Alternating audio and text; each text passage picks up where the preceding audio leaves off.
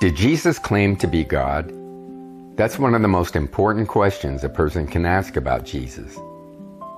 Some people say Jesus never claimed to be God because he never spoke the exact words, "I am God."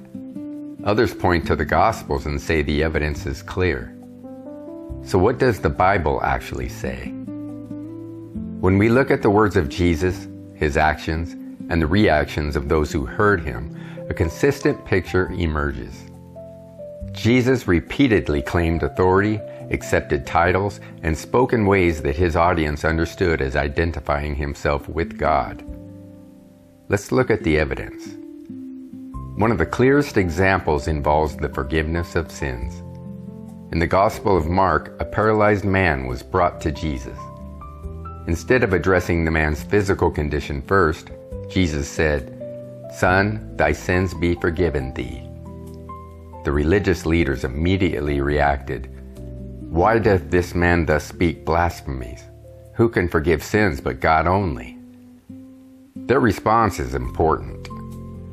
They understood that Jesus was claiming an authority that belonged to God alone. Jesus then healed the man, demonstrating that he had the authority to do what he had just claimed. The miracle confirmed the claim. Another important passage appears in John chapter 10. Jesus said, "I and my Father are one." The reaction was immediate. The people picked up stones to stone him. When Jesus asked why, they answered, "Thou, being a man, makest thyself God." Notice what happened. The people listening to Jesus believed they understood exactly what he was saying. They believed he was making a claim about his identity and his relationship with God. Jesus did not withdraw the statement. He continued teaching. Perhaps the most striking example appears in John chapter 8. Jesus said, "Before Abraham was, I am." Those words carry enormous significance. They echo God's words to Moses in Exodus chapter 3, "I am that I am." In Jewish understanding, this was a declaration of God's eternal identity. When Jesus used the phrase, "I am," his audience understood the connection.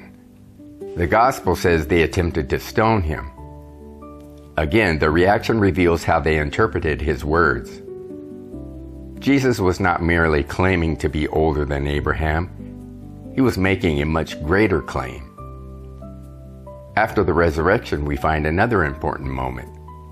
Thomas, one of the disciples, saw the risen Christ and responded, "My Lord and my God." This is one of the clearest declarations found in the Gospels. And what did Jesus do? He did not correct Thomas. He did not tell him he was mistaken. Instead, Jesus accepted the statement and said, "Because thou hast seen me, thou hast believed. Blessed are they that have not seen and yet have believed." The passage presents Thomas's words as a true response to the risen Christ. Jesus also claimed authority that belongs to God in another area, judgment. In Matthew chapter 25, Jesus describes a future day when he will sit upon his throne and judge the nations. He speaks as the one who separates people as a shepherd separates sheep from goats. Throughout the Old Testament, final judgment belongs to God. Yet Jesus places himself in that role. Again and again, we see the same pattern. Jesus forgives sins. Jesus identifies himself uniquely with the Father. Jesus uses language associated with God's eternal identity. Jesus accepts recognition as God. Jesus claims authority to judge the world. This helps explain why accusations of blasphemy followed him throughout his ministry.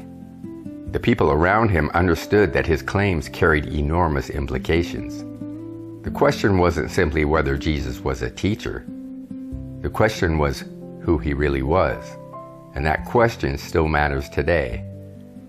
Many people are comfortable calling Jesus a moral teacher, a prophet, or a spiritual guide. But the Gospels present something much greater.